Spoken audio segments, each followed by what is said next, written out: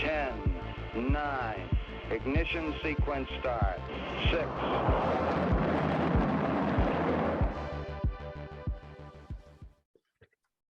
Hello, and welcome to this episode of Launchpad, Rocketpool's interview series with prominent members of the Rocketpool community. Today's episode is a special one because we have a person who I've actually met in real life before I started making an episode. So that's really cool. It's Patches. You know Patches because he is an extremely prominent member of the Rocketpool community, and he is a stalwart of the support channel. So Patches, why don't you tell us a little bit about yourself and then we can start talking. Hi everyone, I'm Patches. You probably know me from the support channel, or sometimes I'm in trading too. And it's great to be on the show. Welcome. So why don't we talk a little bit about like who you are and like how you kind of heard about crypto and what like your first impressions of crypto were? Sure. I think I first heard about crypto when I was an undergrad studying computer science. I went to NYU. And I think someone posted the Bitcoin white paper to Y Combinator, and I read parts of it. I didn't read the whole thing because I was a student still, and it was kind of like hard to read really technical language for me, but I read a bunch of the comments on Y Combinator, and I was like, oh, this is pretty cool. And I probably ignored it and just kind of forgot about it for a couple months. Yeah. And then, someone posted it to Reddit a couple months later, and I was like, yeah, I still think this is kind of cool. Maybe, this will be worth a lot of money. And this was probably around 2010. Wow. 2011. Yeah, really. So, yeah, at the time it was still pretty niche, and I think it was trading for less than $1 when I first found out about it. It was like at 29 cents, something like that. Wow. And it definitely like crossed my mind that it might be worth a lot of money and I should try and invest in it. The problem back then was two things. One, I was a student. I didn't really have money to throw at things like that. Yeah. And two, it was actually really hard to buy Bitcoin in the early days. Mm-hmm. I Googled it and I found an article on Engadget or something that walked through the process, and you basically had to buy currency for the video game Second Life and then swap that for Bitcoin. And I was like, there's no way I'm doing that. That's crazy. Was that Leiden coins? Is that what it is? It was something, yeah, I think that sounds right. It was something weird like Linden or Leiden. Yeah, something like that, yeah. I never played that stuff, but so you never bothered. I eventually bought Bitcoin, but definitely took me a little bit longer. I think I watched the price for a little bit, sort of passively. I'd probably check it like once a month or something. And it went from 29 cents up to like 67 cents. And I was like, okay, I should probably, try to get involved somehow or something. And I decided to start mining Bitcoin. Okay. I did it on like my gaming computer. I don't actually think it even did GPU mining at the time. I think it was CPU mining. You just download the Bitcoin Core app and you turn it on, and it wastes a bunch of electricity. And at the time, I think I mined 1 Bitcoin after like 2 weeks of leaving it on. The difficulty was not very high back then. And I was like, okay, 2 weeks of electricity, and I like made 67 cents. $1. I think by the time that I had mined a Bitcoin, it had gone up a little bit more, so it was almost $1. And I turned off the miner and didn't think about it again for a while. Do you still have that wallet? I have the wallet. It's empty. I mean, I've moved funds around, but I definitely do have a 2000, like in my transaction history on the Bitcoin network. I have a 2010, 2011 era Bitcoin. Wow. From mining. And this, I like didn't spend any time thinking about this or working on it or anything. It was just sort of like, I already run folding at home. I'll just swip it over to a Bitcoin miner and see what happens. So after that, I just didn't pay attention to it for a while. And I think it took like a couple years before I started paying attention to it again.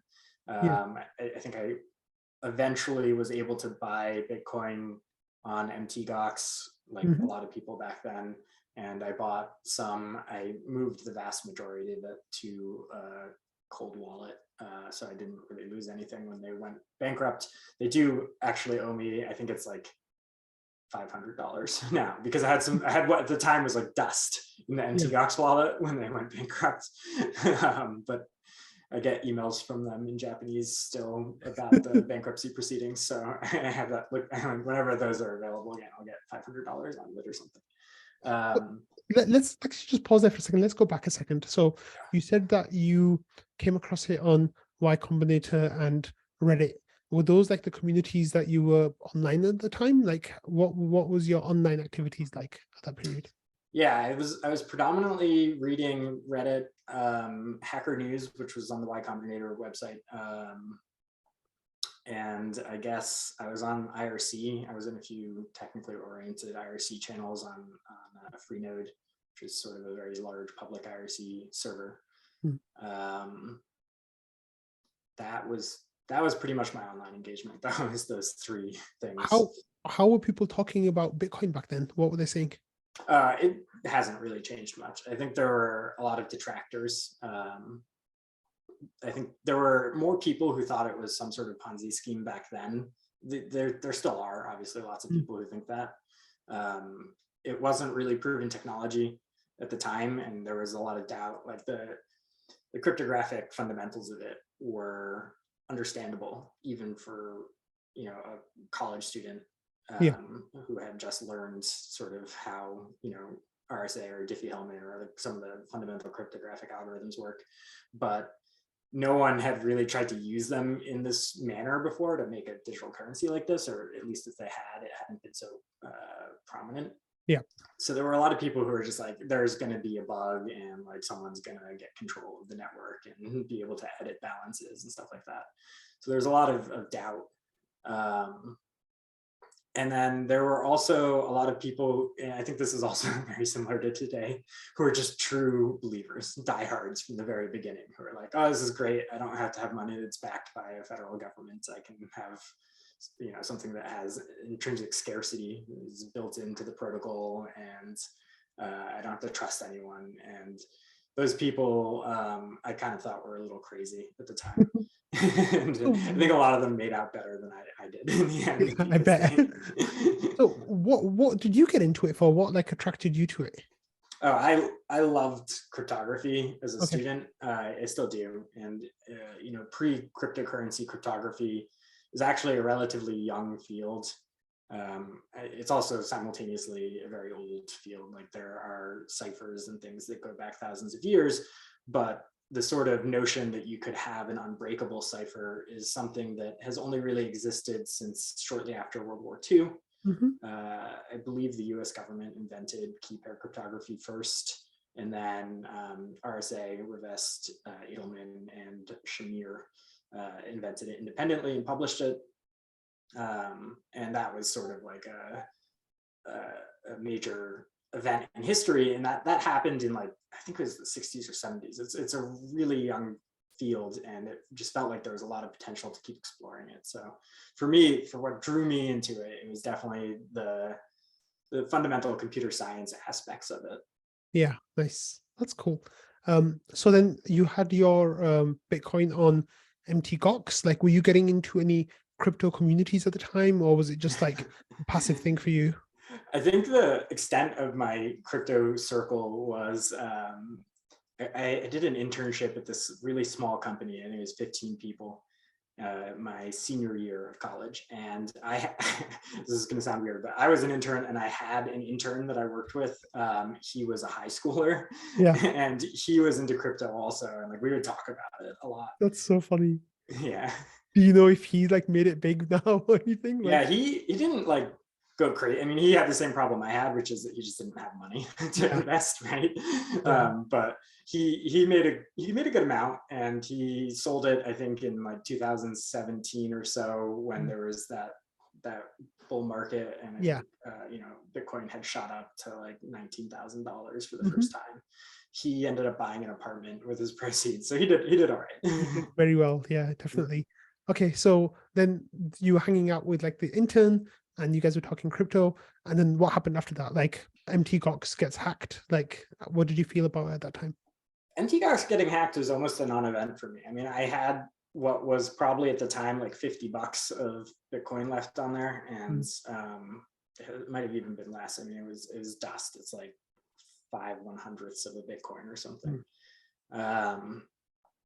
I think the thing that happened after was sort of the market reaction where all the prices tanked, and that actually sort of just led me to not think about cryptocurrency for a while. So I think for the next like 2 or 3 years, I just didn't even think about cryptocurrencies. So you weren't around for like the beginning of Ethereum or anything like that? No. So I think I first discovered Ethereum sometime in 2015 or 2016. I have an email that I sent to my cousin shortly after I bought my first Ether, and I think I said I got it for like $28 or something. Wow. So it was whenever the price was $28, but I didn't buy very much, and I didn't really start investing more heavily in it until that same 2017 era sort of bull market, which was also around when the Bitcoin Cash schism happened, and there was a lot of congestion on the Bitcoin network, and I would use Ethereum to invest in smaller cap altcoins, and I was like, well, I can buy this coin and then trade it for a different coin, and I don't get ruined on transaction fees. So maybe this actually has some merit to it. Maybe Ethereum's actually going to. I didn't think it would flip Bitcoin at the time, but I thought maybe it'll be worth something, like the second best coin or something like that, which I think is handily now the second highest market cap coin, right? By far, yeah, that makes sense. So then the bull run happens. You start, like, I guess, reading about Ethereum. What was it that was there anything else other than the fees and like the ease of transactions that kind of drew you in, or was it just that use that you found at that time? So I didn't really find out about proof of stake until kind of embarrassingly late. I think it was after I had bought most of my Ether and was just sort of sitting on it. It was probably sometime in early 2020 when I found out about proof of stake. But for the intervening years, I had just been slowly acquiring more and more Ether. I was selling Bitcoin at the same time. I thought, there was like it was weird. I really fixated on the transaction costs. So I was like, if you can't use this, then what good is it? If it's too expensive to spend on things, then like why should I hold on to it? So I started offloading Bitcoin. I took some profits, and I also reinvested some of that money into Ethereum over the years. I didn't really get involved in Ethereum until I joined Rocketpool. So wow, okay. So when was that? I think I first joined the server sometime early 2021. Okay. And that was because I had found out about staking sometime in late 2020. I thought, I have all this Ethereum that I've been accumulating. I should probably earn rewards on it rather than just having it sit around. I did some research. I found a Reddit post that Superfizz had made at some point talking about all the different staking providers. And the advice that he kept giving out was like, look, maybe just wait until Rocketpool launches and there's a decentralized option, because decentralized options, you really can't trust them. And that resonated with me because I've been around for long enough that I was through the MTGOX crash. So I understood that you couldn't really trust custodial services. Yeah. And in 2021, Rocketpool was getting ready to do its Praetor beta, the public beta. And I thought, I'll participate in that as practice. And so I joined, I think like January or February of 2021, I joined the Rocketpool Discord. And then for 10 months, I didn't talk to anybody. I didn't read it. I was just a member of the Discord. I wasn't even really lurking. I just kind of wasn't paying attention. Were you in any other crypto communities at the time? No. How did you come across Fizz's post? It was legitimately Googling Ethereum staking and finding, I think, the ETH Staker subreddit. And then from there, finding a reply that he posted to somebody else. Yeah.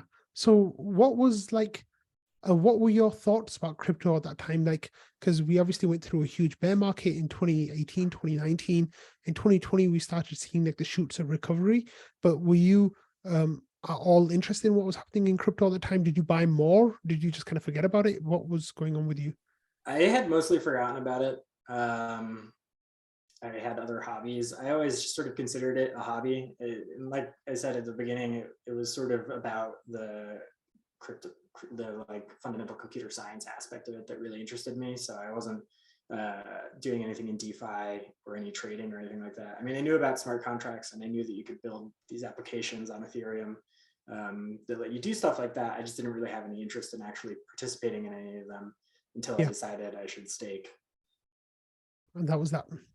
So yeah, it was actually, there's more decision making that went on after I had settled on Rocketpool. I spent a long time agonizing over whether to just buy RETH or become a node operator. So what kind of things were you thinking about at the time? For that, I think the main concerns that I had were around regulation. RETH strikes me as something that doesn't necessarily pass the Howey test. I think that that's not that controversial of a thing to say. I mean, you're depositing an asset, you're getting back a receipt for that asset, and then based on someone else staking that asset, your receipt for that asset becomes more valuable. It's almost textbook. So I decided ultimately to become a node operator. I didn't love the idea of being on the hook for sysadmin stuff and like maintaining a node. I was kind of against that. I thought I was busy enough and I didn't really need another distraction. But at the end of the day, it was just the regulation thing that tipped the needle in one direction. So how was it running the test node for you then? Like, was that a bothersome experience for you, or was it just something that you kind of gave up on after a while? I actually never joined the beta. So I joined the server and intended to join the beta, and I looked at some of the minimum specs required to run a node, and I didn't have spare hardware that had 2 terabytes of SSD space free, or at the time I think we were saying 1 terabyte, and Praetor is a little bit smaller, so it was about 1 terabyte. I had one server that I thought I could do it on, maybe, but it was being used pretty heavily for other things, and I didn't really want to run a test node on it. And I sort of just kicked the can down the road. Oh, like I'll try it, but I'll do it next week. And then before I knew it, Rocketpool had launched, and that's kind of crazy because everyone was complaining about it being delayed, but I had no idea that it kept getting delayed. For me, it was just sort of like, oh, I'll join this beta eventually, and then it was too late. So when did you buy RPL?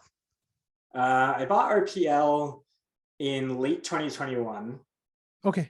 When it was after we had launched. So I had been thinking about it since early 2021. And I think the thing that stopped me was that I didn't know that it worked yet, right? Yeah. I didn't want to invest in this token I knew that it would be needed for collateral, but I didn't want to buy it ahead of time without knowing that I could actually end up using it for collateral. I was worried that maybe something would happen and it would end up just being like a governance token or something that wasn't actually useful. So I didn't buy any until I was ready to run a mainnet node. So then the mainnet goes live, you decide to stake. What happened then? Like, did you buy a machine? Like, what was going on then? Yeah, so I very quickly got sucked in. Like I went from being like, oh, this is like a hobby I'll spend like an hour a week on or something like that, to being really engaged. And the way that happened was after mainnet went live, I was like, okay, well, I'm going to go through the docs and I'm going to get myself set up. And the docs have you test on Praetor anyway. So I was like, okay, well, I'll test on Praetor. And at this point, I'd gotten much more comfortable with cloud infrastructure. So I said, instead of trying to find my own hardware, I'll just put it on AWS. I'll get my testing on Praetor done. And then there's also, this was in the middle of the COVID supply chain crisis. You couldn't buy hardware even if you wanted it. So I ended up using AWS at the beginning just to get my Praetor node running. And I think more or less what happened was I set the node up on Praetor and I was like, this is just really cool. This is something that I really enjoy. And before I even finished setting up, I think my Praetor node was still syncing. And I had already spun up another AWS instance to run a mainnet node on it. So I was just too eager to get going. That's so cool. So that happened at the end of 2021, right? Yeah. And yeah, I think I launched my first mini pool sometime in December. Oh wow! So that was November. That was just like a few days or weeks before me, because I launched on January 1st. So yeah, not too bad. That's cool. So then you were on on mainnet, you were staking, you were on Praetor, you had all these instances going. How did you get sucked into the Discord of it? Yeah, this story is good. It makes me look a little dumb because I kind of was a little dumb at the time. But when I set up on mainnet, I had no idea how gas worked on Ethereum, and I was deploying my first mini pool, and it was like, oh, like enter a gas fee to use for, you know, a gas price to use for deploying this contract. And I just looked at the sort of suggested values and picked one, and it launched my mini pool, and it cost me like 0.4 ETH or something, which at the time was worth, you know, like $1,000 something crazy. And so I posted in the support channel, and I was like, is there a way to pay less for gas? I don't understand this. And nobody replied to me. Oh, no. I sort of just Googled, and I figured it out myself. And I had already launched 2 mini pools at high cost by the time I figured out that I could just sort of wait for a Valley like overnight or something, and the transaction didn't have to go through right away. So I think I spent like 0.8 ETH on 2 mini pools in the beginning there. Yeah. Just across all the fees. And it was, I think, a few days later, I was like on the Discord for some reason, and I noticed that every channel was dead except the trading channel. And I had never popped in there because, again, I just have always had this aversion to trading. You know, I was here for the technology or whatever. And so I popped in there, and I noticed that was like where the community was, and that was the piece I had been missing. And so 2 things sort of happened. I got engaged in the community in the trading channel, and I also decided that I didn't want anyone else to go through the same thing that I went through in the support channel. So that became your mission. So when you joined trading, do you remember any of the early people who kind of like stood out to you? Oh man, I definitely met Joe very early. Yorick actually helped me with some hardware stuff pretty early on. I was trying to settle on an SSD, and he helped me out. I think he was also the one who used the Faucet bot to help me get my Praetor node running. So they were early figures for me. I eventually did notice that Superfizz was around, and he wasn't just this guy I found on Reddit, which was cool. But I mean, Marceau was sort of always there too. The names aren't going to be anyone that is like surprising to you. It's just sort of the core community that's always been there. Yeah, what's really funny for me is like I bought my first RPL in September 2021, and I didn't really get into the community part of it until maybe around the first failed mainnet, like when we found the bug, and then actual mainnet launched. Then I was slowly spending a little bit more time in the Discord, because I was spending a lot of my time in ETH Finance, ETH Finance and Reddit. And like that kind of splitting of attention and like kind of migrating my attention more towards trading happened kind of gradually until like, I think it was November when I was like, hey, should I like run my staking stuff on all nodes? And Joe and Fizz both kind of shouted at me, and they're like, no, you know, just do it yourself. And I was like, okay, then like, let me do it myself. So that's when I got my staking hardware in December and started staking in January.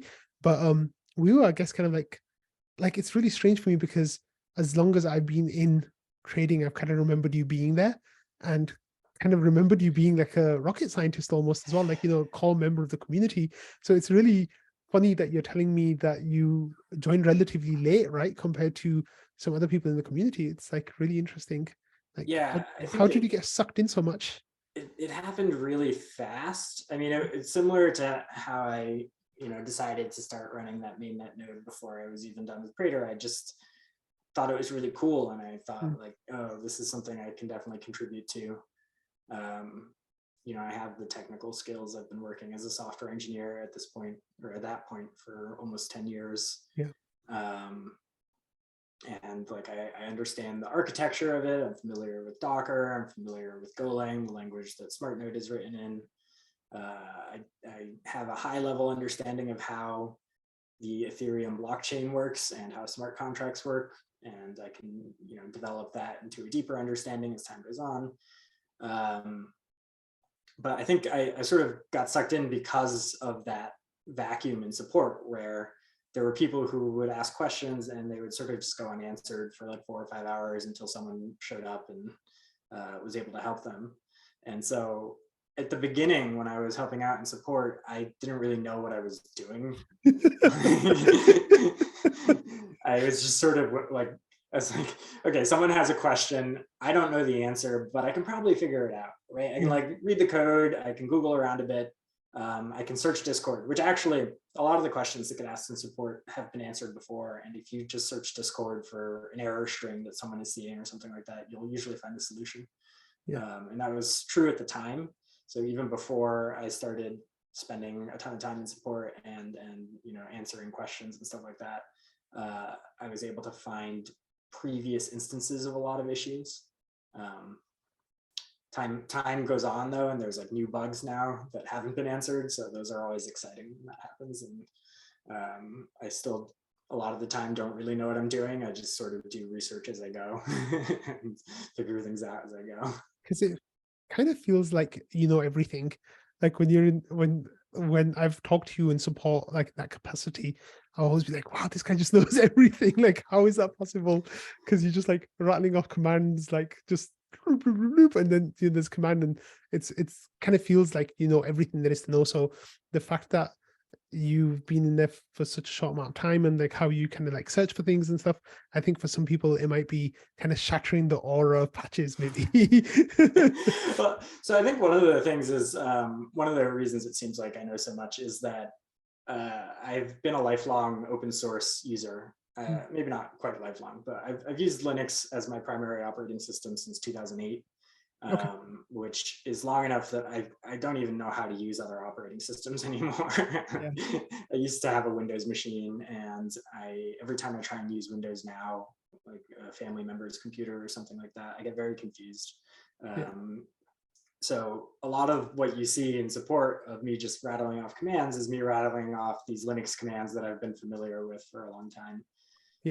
And then the other aspect is the more people I help and support, the more I learn, and the more I learn, the more I know. So so in those early days when you started helping out in support, how many hours a week, like from 1 hour a week, which is what your idea of the hobby was, how did it change and how much time did you start spending in there? I don't know. I'm very bad. I don't have a very good internal clock. So for me, what generally happens is I'll have like a gap in my day, and I'll say, I'll go check support and see if anyone needs help with anything. And then I'll start helping one person and someone else will show up and they'll need help. And before I know it, it's like dark outside and I haven't eaten lunch. So I can't really tell you how much time I spent in there initially and how it's increased or decreased. It's definitely decreased in the last few weeks because I've been working on other things, both related to Rocketpool and not related to Rocketpool. I also think that the community has gotten a lot stronger and we have a lot more people in there who are helping out, which is really great to see. So it doesn't feel like that vacuum is there anymore that initially drew me in. And so I don't know how many hours it's been, but I can tell you that while preparing for this interview, I searched for messages from me in the support channel just to like look through and remember some things, and there were 30,000 results. So that's I think that's more than my whole contribution to all of the Discord everywhere. So that's pretty impressive. That's a whole lot of support messages that you sent over that time. How did you become a rocket scientist? That is actually kind of a boring story. The faucet bot used to be unrestricted, and then I think there was a beta for another protocol that was on Prater, and it was incentivized. So if you participated in that beta, you got some reward on mainnet, and people started joining the Rocketpool Discord to use the faucet bot, and then they would just take the funds and not start mini pools. And at this point, I had been helping out in support for a while, and I was probably one of the people that used the faucet bot the most, just to help new people get their ETH. And the team locked the faucet channel down so that you had to either be a rocket scientist or have Discord Nitro to use it. And I wasn't going to pay for Nitro. I still don't pay for Nitro. So I sort of like mentioned it in passing in one of the channels, like, oh man, now I really do want to be a rocket scientist. I think at that point, Joe had asked me if I wanted to be a rocket scientist. And that was because Astaneta had an issue, and I had to like ask him if he trusted me before I asked him to run some commands. And it felt a little weird to be like, do you trust me? Because this is just a random stranger on the internet asking that. Yeah. And I think Joe saw that and was like, oh, well, we have this role on Discord that's for educators, and like I can see about making you one.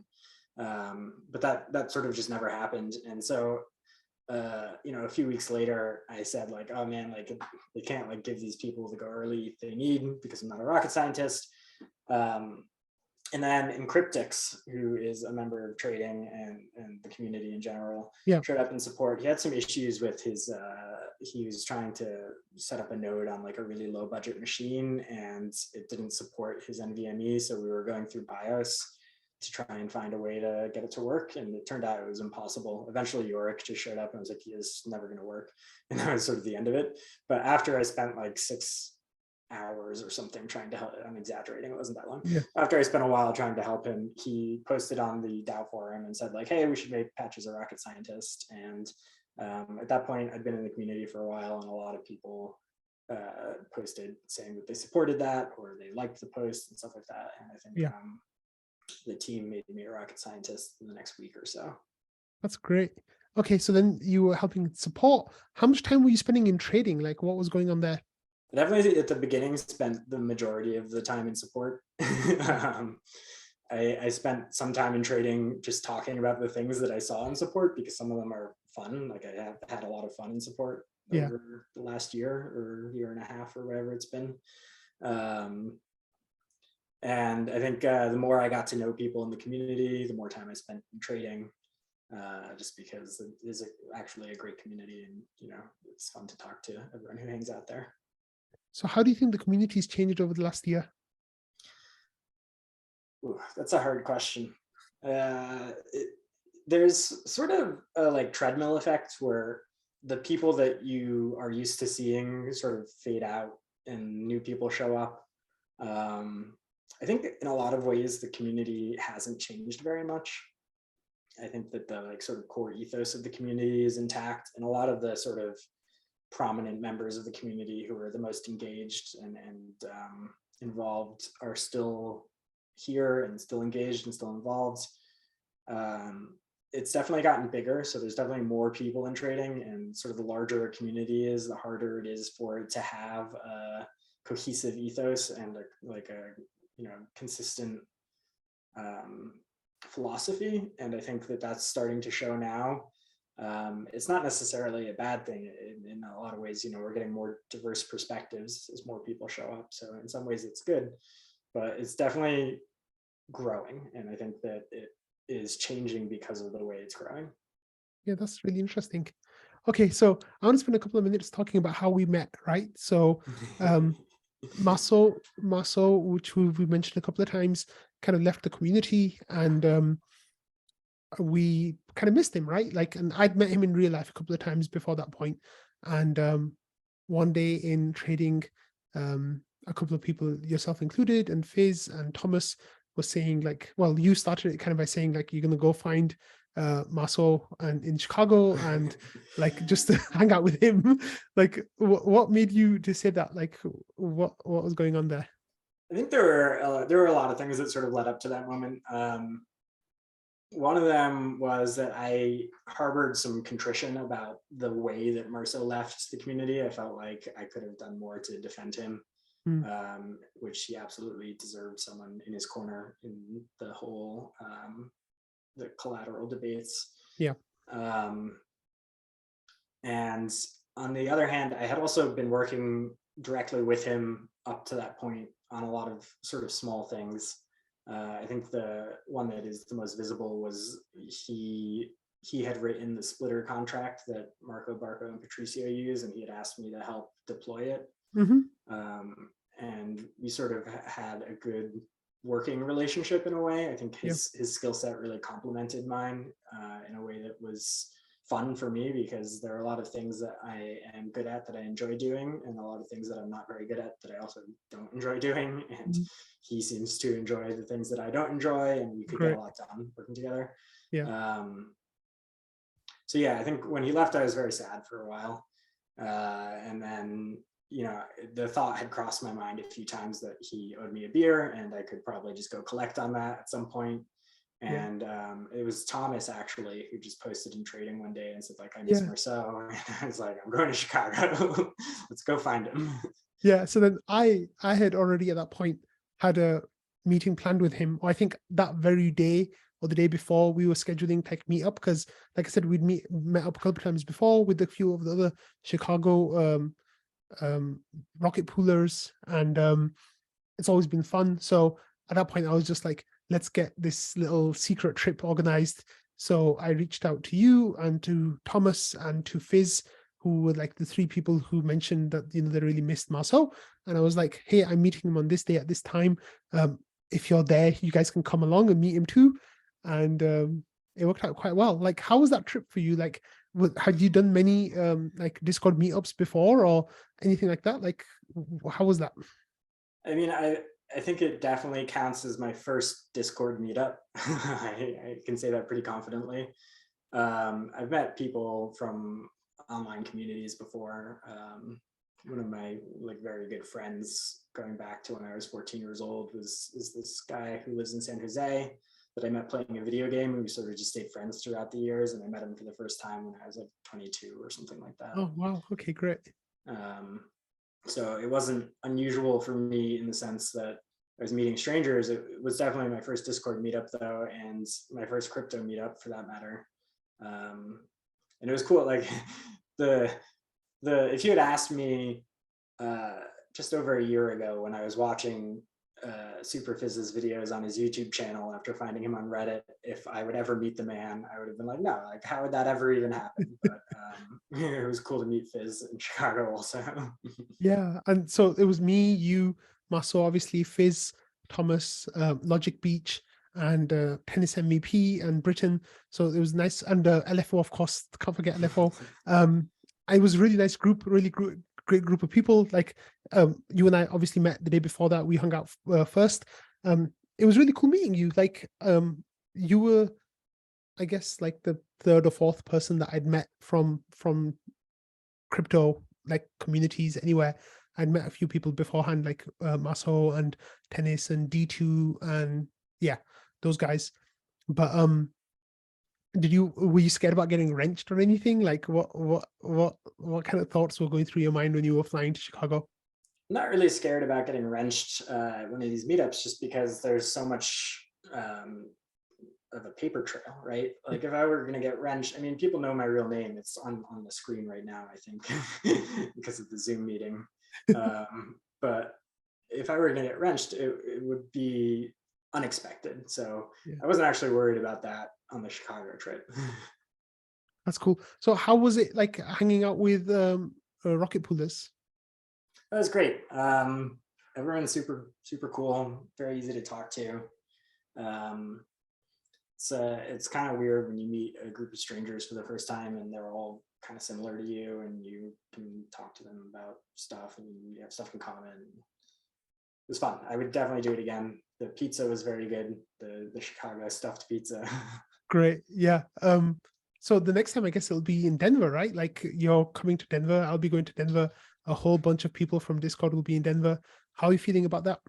I'm still waiting to hear back about my Denver application. So it's not a sure thing yet, but I am definitely excited to meet more people from the community. It seems like a lot more people are going than I had initially anticipated.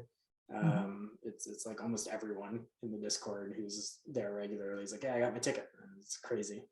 I am a little worried that I am going to die just because of the number of people who've said that they're going to buy me a beer someday. Yeah, that's funny. Yeah, you are definitely owed a whole lot of beers. Do you have an idea of how many people you might have helped in support? Like, I know you said 30,000 messages, but like hundreds, right? I think it's definitely hundreds. I wouldn't know if it has gone as far as to be thousands. I think that's pretty unlikely. I mean, there's only 2,000 node operators to begin with. Yeah. But there are some days, and I mean, it really depends on your definition of help. There are some days where 5 or 10 people will come through support with questions that I can answer in 30 seconds, and I'll help 5 or 10 people in one day. And then there are some days where someone needs help and it takes a couple hours. And if I were counting unique people that I've helped on those days, it would look like I didn't do very much, but those are actually the days where I'm doing the most. Yeah, that makes sense. Okay, so I think now's a good time to talk about some of these stories you've gathered, like Patch's greatest hits of support. We can maybe talk about some of these stories, and you can kind of tell us what had happened and why you found them so interesting and why they like still stand out in your mind. So I think the first one you're going to share is actually a support ticket you had with me, right? So why don't you share your screen and we can have a look at the Discord while we're talking about it. All right, let's see. So this is you're correct. This is the Waqwaqattack almost gets slashed support case. Yeah. You showed up saying that you had an issue. I think you had just upgraded your client and you decided to switch to Nimbus from Lighthouse. Yeah. And you were missing attestations, right? Yeah. And, so when was this? Do you have a date? Yeah, I do. Let me let's find out. April 3rd. Okay, yes. Yeah, so I'd been node operator for like 3 months at this point. So I think I was getting the client diversity bug, and I really wanted to kind of get away from Lighthouse because Prism obviously was the big consensus layer client at the time, and we were moving away from it, and people had gone to Lighthouse, and then Lighthouse was starting to get bigger. And I think the smart node stack had just added support for Nimbus, or maybe Nimbus was still quite small. So I was like, oh, I'm going to switch to Nimbus. So why don't you take over from there? So I said, I have an issue and I'm missing attestations. Right. So usually when someone shows up and they've just upgraded and they're missing attestations, it's because they have doppelganger detection enabled. And they just don't realize that means that when they start the client, it's always going to miss 2 or 3 attestations while it listens for a doppelganger. So the first thing I asked you is, do you have doppelganger enabled? And you said that you had chosen not to use it, and that you had subsequently run Rocketpool service start with the ignore /timer flag, which I was in the middle of typing a response to somebody else when you said that, and that immediately set off an alarm in my head. And I was like, well, did you at least wait 15 minutes? And you very cavalierly said like, oh no, it's only been 10 minutes. And so at this point, I sort of just stopped what I was doing. I think I was typing a response to somebody else and I sent that. And then I replied to you and I was like, you do know how slashing works, right? Like, because I'm starting to get scared for you. There's only been a few times where I've been in support and it's felt like someone's on the verge of getting slashed. And this was one of them. And you said, oh, well, I'd need to be running the service in 2 places at one time, which is one way to get slashed. Don't get me wrong, don't do that. It would be very bad, but it's not the only way to get slashed. So as soon as you said that, I think I opened the beacon chain. I can open it up, but there's on the beacon chain website, if you go to validator slashings, this is a list of all the recent slashings on the network. 23 days ago, yeah. And I looked at it and I saw that the most recent slashing was a week old or whatever. Yeah, exactly. Okay, you didn't get slashed. Yeah. So I think I said, the good news is you didn't get slashed, and then you started to get scared, right? Yeah, so don't ignore that timer is the advice I have for people. It's there for a reason. Basically, if you switch your clients too quickly, when the new client starts up, it doesn't have the context that the old client had as to which epochs it had attested in. So the new client will start up quickly, and if it is a little late for an attestation or something, it'll say, oh, well, I better attest to that. It'll do that. And if the previous client had done that, then you have a double attestation and you get slashed very much in the same way that you would if you ran a node in 2 locations. So it's a very similar way to get slashed. You lucked out because you had a misconfigured checkpoint sync URL, as I recall. Have a look, like scroll down, see what it says. Yeah, so you said, how do I know if I slashed? I sent you the website. This You had this like wasn't 4 really, tickets going at the same time. Yeah. yeah, I was helping 3 people at once, so there's Yeah. a little bit of extra chatter in here. It was very Yeah. busy. Um, and then I think I told you to just like hold on, because at this Yeah. I point wasn't you hadn't slashed. gotten slashed. Yeah. We were safe. And then I told you that you had to wait until you missed at least 2 attestations and you go to Beacon Chain and make sure that you had. And then I asked you to check if Doppelganger was enabled, and you said it was disabled, which we knew. And you said there's no checkpoint sync URL, which is why you didn't get slashed. If you had had a checkpoint sync URL, your ETH2 client would have, Nimbus would have downloaded a checkpoint and gotten to fully synced in a matter of seconds. I think it takes between 10 and 30 seconds. And then it would have started attesting right away because you had Doppelganger detection disabled. And you had done the ignore slash timer thing. So this was within a few minutes of stopping the last client. Yeah. So if you had had that, you would have gotten slashed, but because you didn't have a checkpoint sync URL configured, you didn't get slashed. And I helped you set up the checkpoint sync URL after that, and you got a testing again. The moral of this story, I have to say before we go any further, because I don't want people to be scared. This isn't something that usually happens. No. The moral of this story is when SmartNode tells you to wait 15 minutes, you should listen to it. Yep. So I've waited 15 minutes like many times after that point, and I do actually have my doppelganger turned off right now, because like the same thing happened then. Is like I got this idea in my mind that I could do my update on my smart node without missing a single attestation. So I'd sit and watch the epochs. So as soon as I was running 2 mini pools at the time. As soon as I attest on both my mini pools, I'd run the commands to try to get everything done. And then I'd be like, not miss a single attestation, right? Because I do it within like a couple of minutes. I've definitely started to take more time since then. However, now even like, yeah, I miss some attestations, but I'm a lot more chill about missing attestations now, because I would rather not get slashed. Thank you very much. Yeah, I mean, I've missed quite a lot. I think there was somebody who asked me for help assembling Nook at one point, and I actually turned off my staking machine to take my Nook apart and take a picture of some of the internals and send to them, even though I was missing attestations while I was down. It's totally fine to miss attestations every now and then. They are pennies. I think for a Rocketpool validator, a missed attestation actually costs you less than a penny at the current ETH prices. Okay. Because it's something like 1.7 cents of rewards, and you owe a little bit less than half of that to our ETH anyway. So it's less than a penny in penalties. So just miss your attestations and don't get slashed. So then you took the story to trading, right? And I think you were like, I was just sweating right now. And I think Joe got involved and he was like trying to figure out what was going on too. Do we have those messages? I know we don't have the trading ones, but if you scroll down a little bit in support, did Joe get involved at some point here? I don't think Joe got involved in support. Oh, wait. Okay.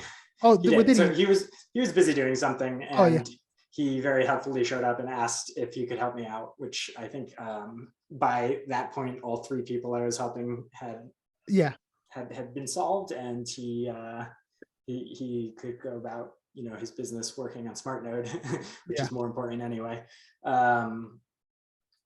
So I think the conversation that happened in trading afterwards was like sort of just a détente. Like, you need to blow off steam after you panic like that a little bit. Of course. We definitely gave you a hard time for that, though. No, it was like totally fair, and I at that point had realized just what I'd done. The thing that was really funny was I think this was 1.3, right? Like SmartNode Stack 1.3 just launched, and that like gave you a little bit more configurability about like changing things, I think. Fizz and Joe recorded a video like 2 or 3 days later, kind of introducing SmartNode Stack 1.3. And in that video, they talked about my almost getting slashed. And I think that was one of the first times that people in the community started to like realize who I was. So it was like the worst introduction possible, pretty much, for people to like actually learn who I was. So yeah, that was fun. I watched that video. Do you remember there was a sort of disappointed tone in Fizz's voice when he found out it was you? Yeah, he was like, oh, he's a good community member, and like, what even happened? And then he realized that it wasn't like Joe's fault or like your fault or anyone's fault. It was my fault completely. And like I don't remember his tone exactly, like it was like nearly a year ago now, right? But I remember like taking it very seriously after that. And I think I've learned a lot about being a node operator since then. So hopefully this kind of thing won't happen again. I was actually really blasé about staking in a way. Like I went straight to mainnet instead of going on testnet and stuff. And I was like, yeah, I can do this, even though I didn't have any command line interface experience beforehand. So yeah. Anyway. Yeah, I think a lot of people did that. I didn't do that. I am a little more cautious about throwing a whole lot of money at something. I mean, a mini pool is still quite a bit of money. Yeah. It was more than Yeah. when we were getting started, but I think, you know, testing on Prater is good, even if you don't pick up any new skills from it. It's good just for the confidence that it gives you, Yeah. so that you aren't stressed later. Yeah. But yeah, like you said, the moral of the story is please listen to what the smart node stack is telling you, because that has safety features involved that will make it so you don't get slashed. Yep. Yep. Okay, so do you have some more stories for us? Yeah, let's see what's next. Okay, so this is pirateCove. This one I've told a few times, so it might be a repeat for some of your viewers, but this guy shows up in support and he's like, hey, so I can't figure it out. I joined the smoothing pool on August 31st. I had 9.8% collateral. And then 2 hours after I signed up, someone or something added 9 RPL to my staking amount, and I received unexpected issuance. So he got a slightly larger, or actually he got a reward, because if you're below 10%, you don't get any rewards, right? So yeah, I, again, was helping more than one person at a time when this happened. So to scroll down a little bit, I think I had read the message and I was pondering it for a few minutes because it is really bizarre. yeah. And I said, you know, you should try to find out where the extra RPL came from on Etherscan. There's really nothing that's going to magically give you a higher stake unless you ran claim rewards and restaked your RPL, which was sort of a new feature of the smart node. Mm-hmm. And I said he might have also just naturally been above 10% collateral at the time of the snapshot, because maybe he checked a little bit before and the price is updated and he was back above 10%. And he's like, I know I didn't run any commands. I know I started my validator in the middle of August and had no rewards to claim immediately, because back then, this has changed with the rewards tree, but back then you didn't get rewards for the first 28 days after you launched your validator. Yeah. And so I sent him a friend request and he sent me his node address. And I think the conversation probably peters off here. I started looking up some contracts because I was going to dig through the transactions and try and figure it out. And you can see there's a little bit of a time gap here. So, you know, after is 2:34 when he sent me the node address. And then at 2:47, I had found this transaction on Etherscan. This is just the contract address, but he was a beneficiary of a stake on behalf transaction, which were new at the time. And it basically lets you take some RPL and stake it on a node without sending it to the node wallet first. So anyone can add to your RPL stake basically.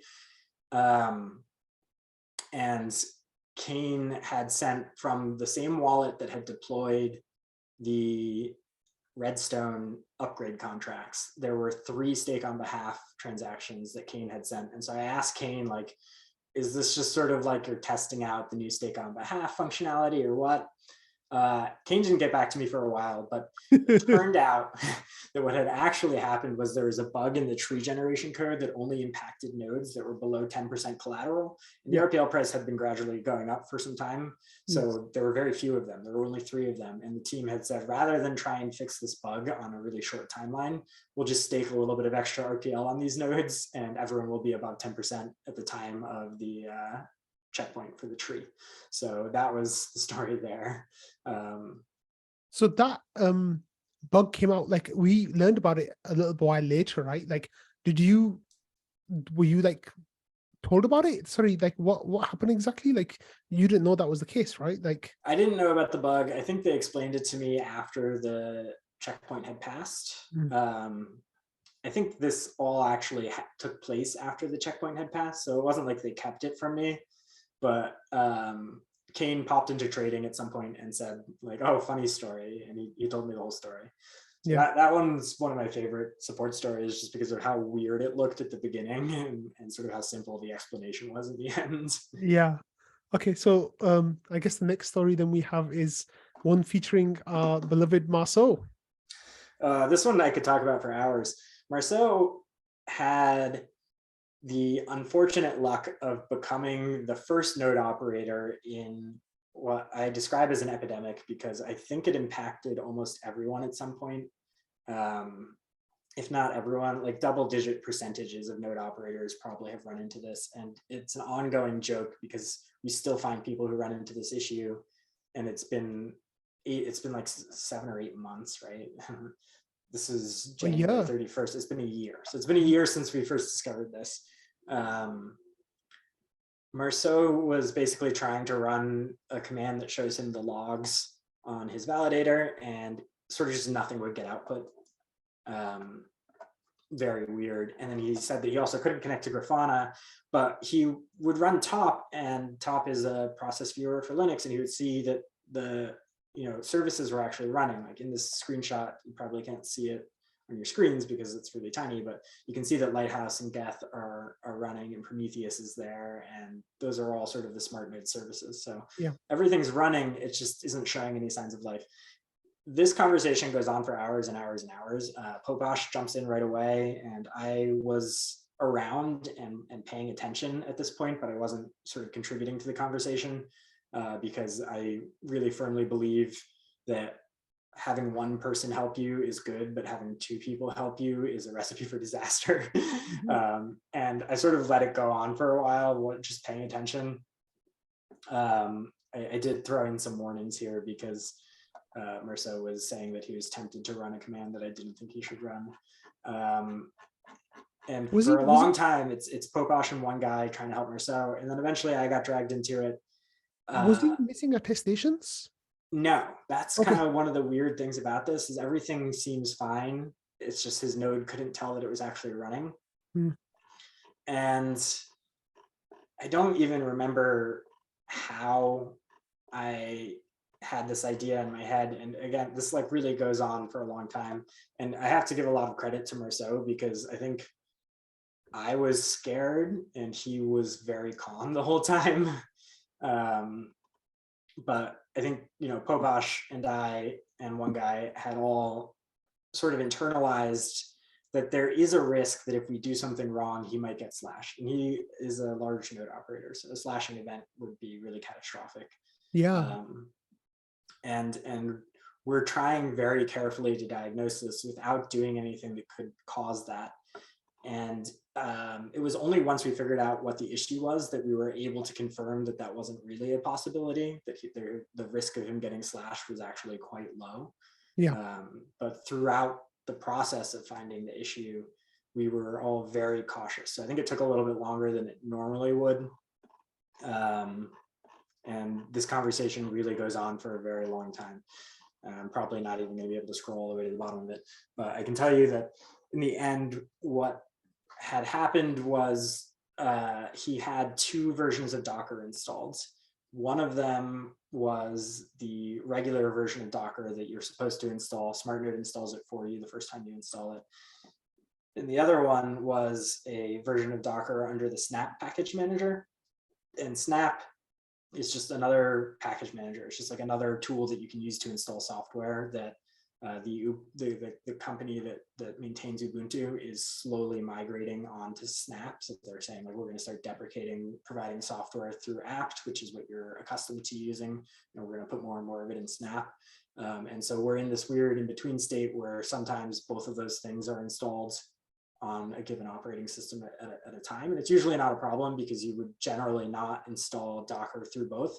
The weird thing about this was that he had never installed it and it had just sort of been installed. I spent some time digging through his package logs of sort of what's been installed and when, and it seemed like Snap had been installed even though it was previously uninstalled, and it had been installed because it was a dependency of another package in apt. which is a normal way to install dependencies, but they're usually not package managers. And prior to Snap having been uninstalled, the Docker snap had been installed. So when Snap got reinstalled, the Docker snap sort of activated and it hijacked his Docker socket, which meant that what we were scared of was running like Rocketpool service start or something when the node thinks that the service isn't running, but it actually is running, could cause two validator containers to use the same keys and get slashed. Yeah. And that turned out not to really be a concern. And that's down to some of the ways that the operating system itself protects you, because these services, they open ports and you can't have two services using the same port at the same time. So one of them will fail and that will prevent you from getting slashed.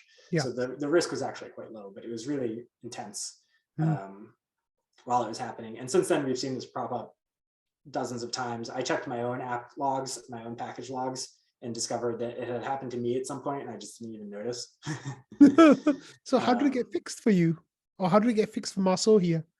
Well, so once we figured out what it was pretty easy to uninstall Snap and then everything's back to normal. And then I was kind of frustrated that this had happened at all, especially because nobody had deliberately installed Snap. So I spent a little bit of time finding a way to prevent my node from ever installing Snap again. There's sort of a way you can blacklist a package.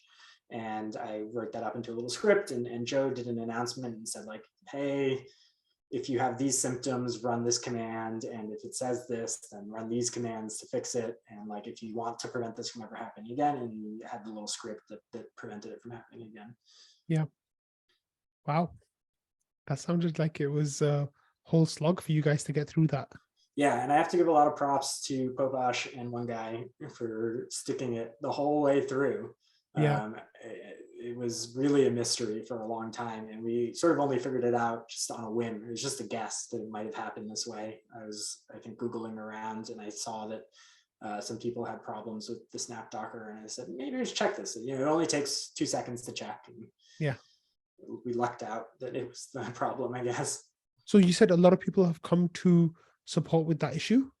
Yeah, so I think something had happened where some new version of a package had been released that added a dependency that installed Snap, because after Marceau, people just kept on showing up with the same problem. He just was really unlucky. I don't know if it was unlucky or he's just a very diligent node operator and was updating everything as soon as he could. Yeah, he's very diligent, yeah. Yeah, so I mean, he was the first one to run into it, but he was really very far from the last. I think it plagued the community for a couple months, and that was of it happening regularly, and it's happened as recently as like a month ago. Wow. So then it's just a matter of running those commands that Joe said, and then it should be okay, basically? Yeah, they used to be posted in an announcements channel that sort of got pruned. There's now a Slack command that you can, Discord command that you can use to pull them up. Nice. And fix it. It doesn't happen very frequently anymore, so it's not really like a big deal that the fix is kind of hidden behind a Discord command. But we also all know what to look for now. So when we see it, we're able to fix it really quickly. That's cool. Okay, so let's move on. So we got LFO can't connect to his node. Yeah, so LFO had a recurring issue where his server just became unresponsive. He couldn't ping it and he couldn't SSH in. He would try and query the geth endpoint on it, the ETH1 endpoint, just the RPC endpoint, and it wouldn't respond. And was it still a testing? He was still a testing. Okay. And so that's really weird, because usually if something like that goes offline, it's fully offline. It's not a testing still. There are some cases where if you fail to log in, if you set up brute force protection, like the guides describe, and you have fail to ban running, and you try and log in several times and you give it the wrong password a few times, it will ban you in a way where you just won't be able to ping it or SSH into it or curl it, like it'll just block you. But it didn't think that was the case in this scenario. And I didn't really have very good answers for him, because it's sort of just like a weird, there's no good explanation for that. Owls also is a technology professional and he knows what he's doing. So it's the other thing that is a little weird about it is that we've seen nooks in the past that just fully freeze up. They stop at testing though, so it was definitely not that case. And that when that happens, we usually just fix it by upgrading the kernel to the HWE kernel, which is sort of more recent drivers version of the kernel. That used to happen to my Nook every like month or so. It'd just stop. It's funny, it happened to me probably 2 or 3 months after I started staking, and I had already seen it happen to a bunch of other people in support, and so I already knew how to fix it. And I was like, it's weird that this is happening to all these other people. It's never happened to me. And then, you know, a couple months later, it happened to me. So yeah. So there wasn't the kernel issue. Yeah, so I asked if he got fail to ban, and he's like, I don't have fail to ban installed. So he didn't get banned by trying to log in. Yeah. And so then, you know, at that point, like, what is the only thing that is working? Well, the attestations are going through. So the router must know about the node, the Nook. The router can see it. So I asked him to sign into his router and see if the router had a DHCP record for the node. Basically, if the router had given the node an IP address so that it could access the internet. And he said, well, my router is not using DHCP, but like, let me check the router anyway. And I don't know what he did in the intervening time. So he went and checked the router or something, but he figured out what was wrong. And he posted the screenshot. His laptop had connected to an unsecured network that was not his home network. So he couldn't connect to any of the services on his own network. And I think he figured this out probably because he tried to log into the router and he couldn't because it wasn't his router. That's so funny. That's great. Yeah, because that's what Xfinity does. So I'm a Comcast user as well on my network, and Xfinity has this system where if you run one of their modems, it automatically sets like a public hotspot using your router. So if there's an Xfinity like user nearby outside or whatever, and they need the internet, they can connect to your router to use it as a guest, basically, like by logging into the Xfinity services. So it must have been that he had used that login or something before, and he just got connected to the hotspot instead of to his home network. Yeah, and he was obviously very capable of fixing that. So once he figured out what it was, he didn't need my help to fix that. That's great. He's going to be upset that we're talking about this, though. I think he's still a little embarrassed by it. That's okay. That's how you learn, right? Like sometimes, like I've been through support a whole bunch of times. So yeah, there's nothing to be embarrassed about. Hey, we led with my story first, so you know it kind of should put everyone on a nice thing there. Okay, so next we've got this one from Hank. So what happened with Hank? Hank had one of the longest support sessions I can remember. He's running a node on a Raspberry Pi, and every now and then something would break, and it would always be something different. Like sometimes it was when he ran apt-get install, there would be a weird error message. I think the first time he showed up, he was trying to run apt-get update or apt-get upgrade, and in the middle of the normal output that happens when you're updating your software, it would crash and report a illegal instruction or something like that. And illegal instruction basically means that the data that comprises the file that is running as the program has been corrupted in some way, or it's either been corrupted or developed for a different architecture. And the processor that you're using, in this case, Raspberry Pi ARM processor, doesn't know what it's being told to do. So when you are giving instructions to a processor, they're usually very boring, simple things like add these two numbers together and store the result here, or multiply these numbers, or if this number is something, jump ahead some number of instructions. Illegal instruction means that it got to an instruction that just didn't make sense to it. So the program crashed, and we worked on this for hours. I think we eventually ended up having him reinstall the operating system on his Pi, and I'm not going to scroll through all of this because it actually goes on and on and on and on. When did this happen? This happened back in February last year. So this was a while ago. He has shown up a few other times in support because he has had the same issue come back again, but the first time was sort of the most dramatic because we hadn't figured out what was going on yet. Yeah. Anyway, after a whole lot of debugging, we sort of gave up and said, look, just reinstall the operating system. And he did that. And then the part that was, I think, the most memorable from this was after he reinstalled the operating system, he was like, so do I have to like recover my wallet to start syncing or whatever? We're like, no, but you can recover it now. It's not going to harm anything. And then he's like, guys, I can't find my seed phrase. And for half an hour, we were just sitting there kind of panicking.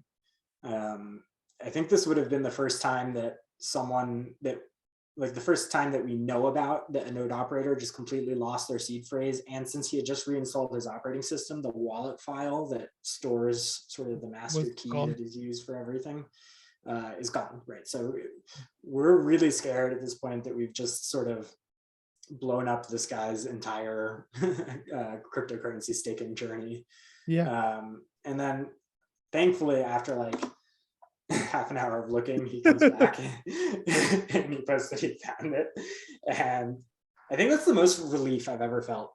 Where like there have been other close calls for sure. I think there's the Marceau one and your case, which we talked about, were relieving when they finished. This one was easily like the highest adrenaline rush, followed by like, okay, I can breathe now. Can you scroll down a little bit? I like how you say, I'm going to kill you. Holy shit.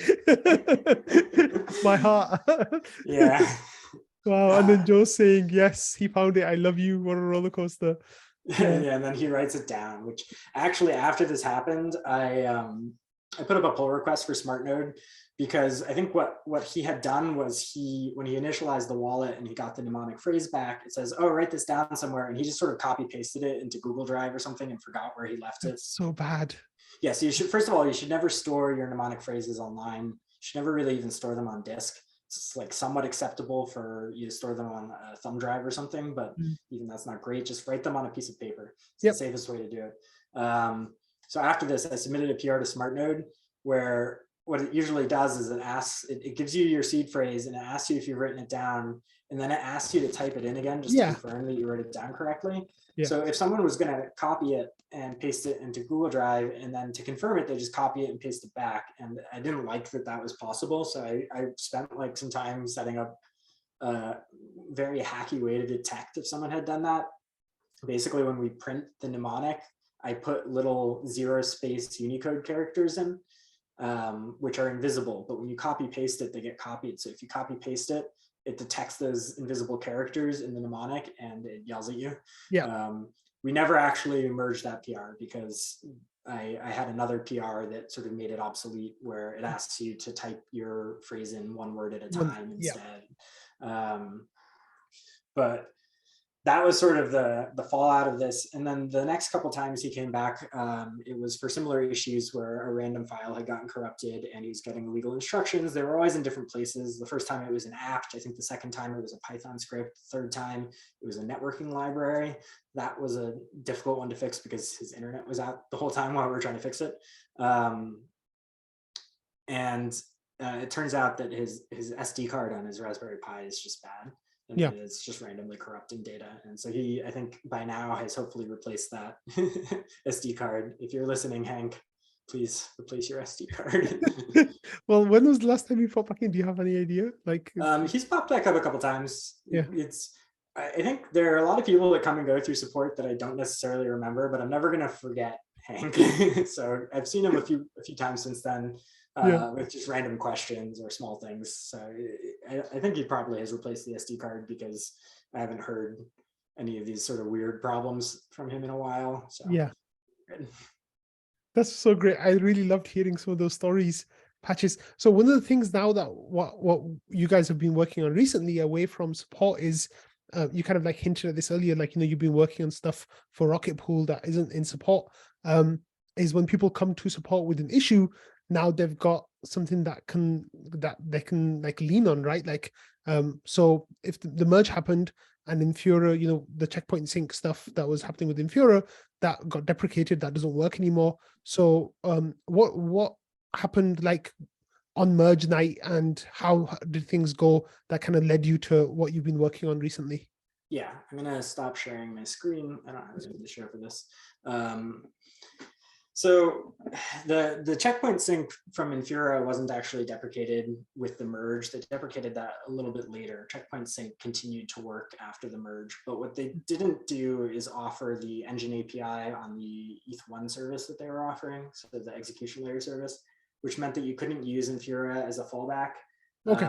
And because of the way that the mechanics of the merge work, you have to have a tightly coupled beacon node and execution client now. So you can't have like Infura service being your execution client and beacon node locally, because everyone has access to Infura and there's not actually that tight pairing. And leading into the merge, Poposh, who I have talked about a little bit earlier, but he's sort of very cautious. This is probably like one of the, he has both a very strong power of prediction and like a strong sense of caution. So he, leading up to the merge, was like, okay, people are going to have problems. Like, I don't think it's going to go smoothly. All of our fallbacks are going away. We need a way to help people who have problems during the merge. Poposh, if you don't know, is another one of the rocket scientists who helps people out in support a lot. So he wanted to continue helping the community. And he basically, at his own expense, rented a dedicated server from a hosting provider and installed a beacon node and an execution client on it. And the beacon node execution client pair that he ran was protected behind a service called a reverse proxy. And without getting into too many details, the reverse proxy let him make sure that anyone who connected to his service, one, wasn't trying to steal money from the protocol by directing funds to a fee recipient address that wasn't the smoothing pool, and two, didn't let people steal funds from each other, which is one of the big concerns if you're using a shared beacon node, is that the endpoint that tells the beacon node which fee recipient to use isn't guarded. So anyone who has access to that endpoint can override your fee recipient. And for most people, this doesn't matter because they're using their own hardware and no one else is using their hardware. And so no one's going to steal from them because no one has access to their hardware. But when you're running a shared service, it's really important because, you know, if there are 30 people using it, it only takes one of them to be a miscreant, and then they can steal the tips and MEV of everyone else who's using it. So he came up with this design where he put this reverse proxy in front of the beacon node. He added some custom scripting to it to make sure that the fee recipient was correct. And in this case, he enforced that it just was the smoothing pool. You couldn't send your tips or MEV anywhere else. So early on, we were saying that only smoothing pool node operators could use it. We later found out that that wasn't true as long as you had MEV boost enabled. The MEV boost handler that sets your fee recipient is guarded. It requires a signature from the node wallet. So that one was safer. We didn't have to do anything special for it. Yeah. Anyway, it turned out to be very useful. Yeah, on merge night, right? Yeah, on merge night, anyone who was running Nimbus and Bisu typically had problems. Which was me. It was you and Joe, who ended up, I think, switching to Geth on merge night because of it. It was a lot of Raspberry Pi operators, specifically because they had smaller SSDs or smaller cache sizes for Geth, which meant that their Geth disk usage would grow faster and they had to prune more. And Bisu doesn't need to be pruned. So if you switch to Bisu, in theory, you know, Nimbus was sort of the only consensus client that could run on a Raspberry Pi. Lighthouse worked, but it was a little hard to get to sync, so not very many people used it. Anyway, there turned out to be a bug in the Nim compiler. Nim is the language that Nimbus is written in, that caused a crash that was very specifically executed when Nimbus was used in conjunction with Bisu, and I think also specifically on an ARM machine, which is a Raspberry Pi. So all of these people who had switched to Bisu for their Raspberry Pis specifically, and were using Nimbus because it was sort of the only option for a Raspberry Pi, had managed to pick the only client combination that had this bug, the only client architecture combination that had this bug. And so a lot of them had trouble, and the rescue node at the time had a ton of people using it, and I think it slowly petered off. And as well, first of all, the bugs got fixed. The client teams were very quick to fix them, which was really great. And second of all, people sort of just after the merge got through the bumpiness of it. The merge itself as an event was kind of unpredictable and chaotic.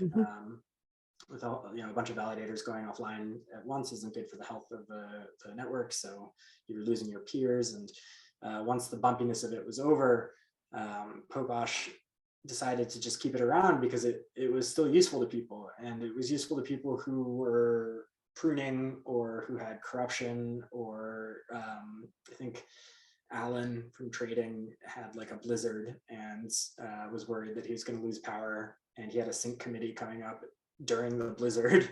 So he used the rescue node and a VPS just temporarily. So he was attesting from a small VPS in a hosting provider through the rescue node. And so he and I started talking about ways that we could make this a fuller service. It was the prototype was really sophisticated, and it was honestly like 80% of the design was already done at this point. But there were a few things that we wanted to improve. Like we wanted it to work for people who weren't using the smoothing pool, which it does as long as they have MEV boost enabled. But at the time, MEV boost wasn't required, so we were just hoping to make it a little bit more flexible. We wanted to add some more security precautions to it. The biggest thing that we wanted to do was, right now the way it works is if you need to access it, you ask me or Pobosh or Fornax or someone else for a URL, and Object. that URL is like a secret, right? And you have to keep that URL secret, but that's the URL that you use as your beacon node URL in your validator config. And that's a lot of manual work for us, because I have like this huge spreadsheet that I can't show you because it has a whole bunch of people's Discord names on it and their secret URLs. My Discord name on there, so Yeah. I was using it over the holidays because my ETH2 client got corrupted, and I didn't attest for 7 hours, and I didn't realize I wasn't attesting. So, yay! So that was Anyway, sorry, carry on. So I used it. It was great.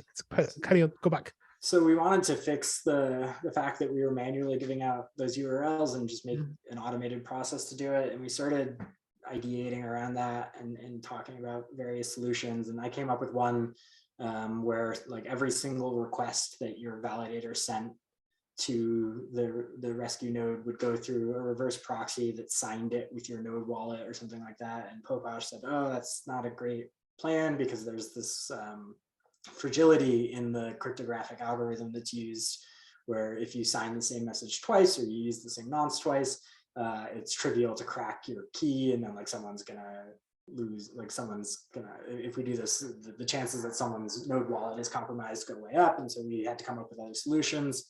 And he and I just went back and forth for a really long time and came up with this plan to develop a more full service thing. And it required a lot more work than I think we realized initially. It is in a lot of ways a full software suite. There's several different components, they all work together. And it's quite expensive. It's like $400 a month. So we built it. I have submitted a grant application for it. We're actually very close to entering into a beta for it. If you are a Praetor validator and you want to, not you specifically, but your viewers are a Praetor validator and they want to participate in the beta, keep an eye on the Discord. I cannot promise that there won't be POOPs for anyone who is a beta tester. So we're really excited to launch it. I think, it's one of those things where we had to be really cautious about the way we did it, because it could be seen as a centralizing force in the ecosystem. I mean, if you have access to this node, why wouldn't you use it all the time? So we had to prevent that as well. And the way that it works is you get 4 tokens a year to use it. They're kind of like arcade tokens if you think about it. And every time you use one of those, you have 2 weeks before you get kicked off, and then you can use another one, or you can go back to validating yourself. So for 8 weeks a year, you can use it, and for the rest of the time you can't. You sort of get to choose when those weeks are. And we hope that that helps prevent it from becoming a centralizing force. I think that there's even an argument to be made that it helps with decentralization, because if you are a nervous home staker and you're worried about downtime, you don't need to be as nervous about it anymore. So maybe you don't put your node on AWS or something like that. Maybe you keep it at home instead, which is much better for the network. Yeah, I mean, do you have any specific questions about it? Yeah, well, not about the rescue node itself. I think it's amazing because it was there when I needed it. I used it, like it got me up and running. Once I realized what was going on, I didn't miss that many more attestations. I was up and, attesting again, and it was fantastic because I just Fornax walked me through it step by step, got me set up with Invis's checkpoint sync, and did like the whole process, and it was really smooth. And then a couple of days later, I just hashed out the lines of code, and that was back to my own system, and everything's been running great since. So it was a really wonderful experience because I used it firsthand, right? Like before that, I talked about it on Rocket Fuel a lot. Anytime, you had a little update, anytime you shared some new ideas or new perspective on it, I was covering it because I knew that this was a really valuable thing for the community. But I think I didn't fully realize just how valuable it was until I used it myself. And I was like, wow, this is amazing. Like, this is really, really great. So I want to say thank you on my behalf, and also on behalf of any of my listeners who have used it so far. I think there've been like dozens of people who've used it now, right? Like maybe even 100. Like, yeah, I think at least 100.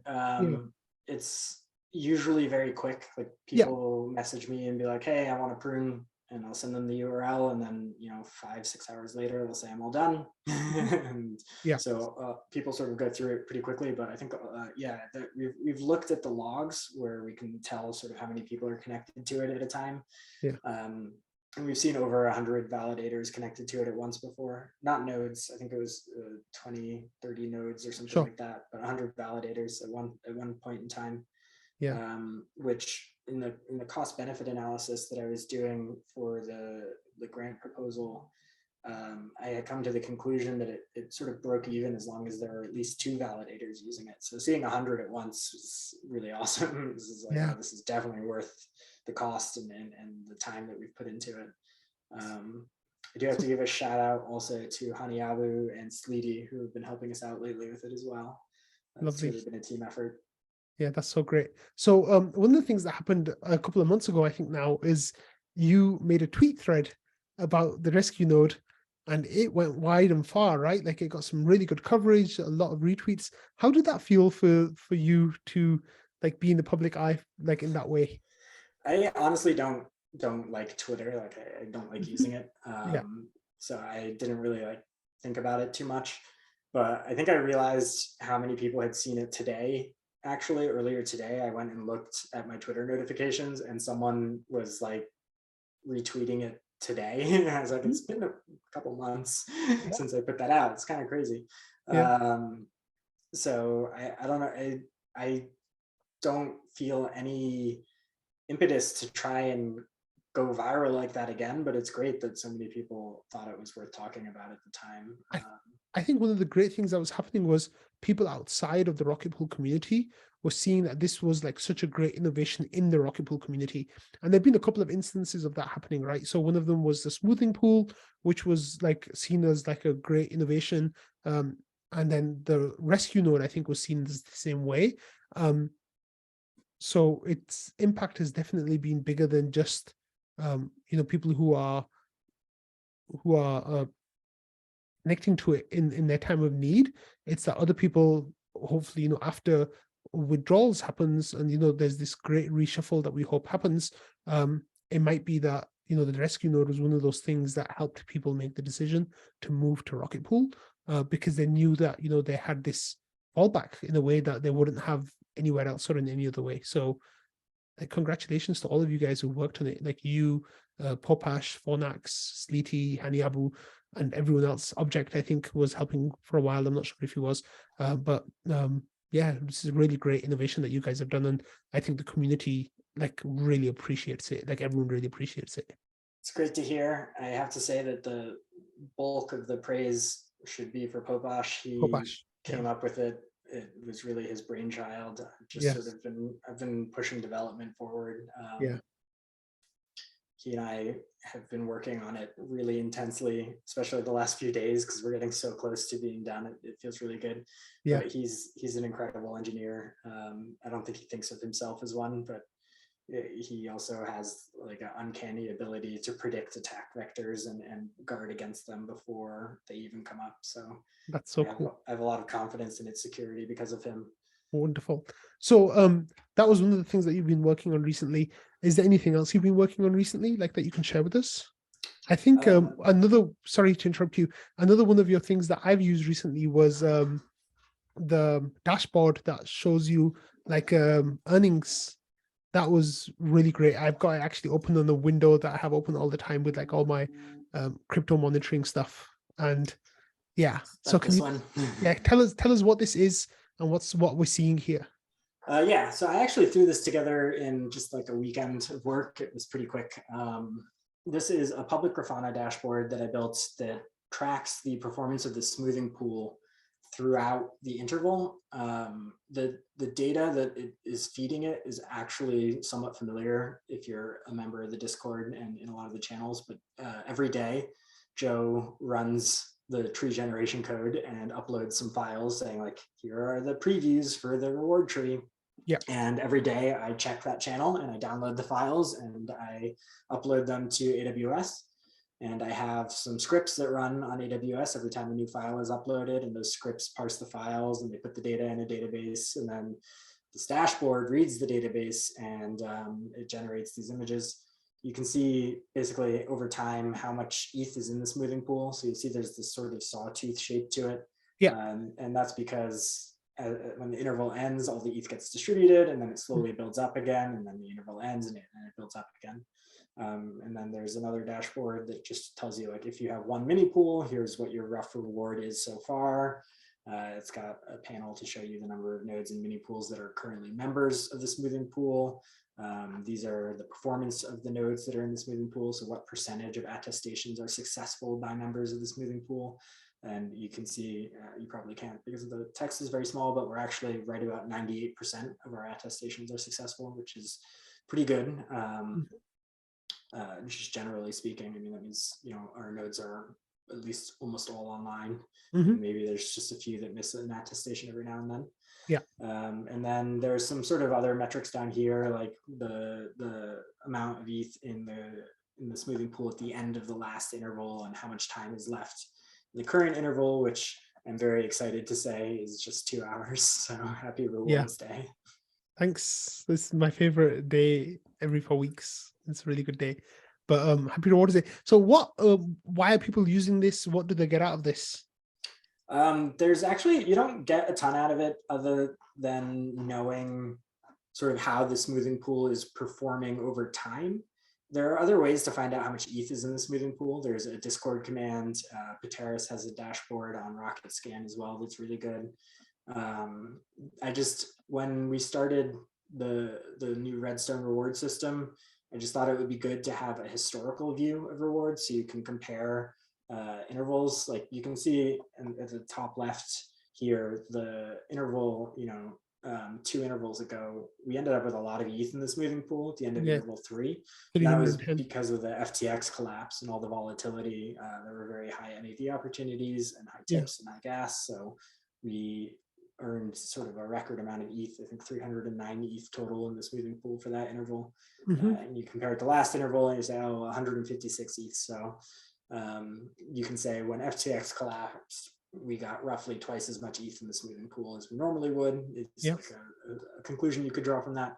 I just wanted an easy place to get that data and make it available. So it was something I knew I could do. I knew it wouldn't be too hard. And I just kind of, put my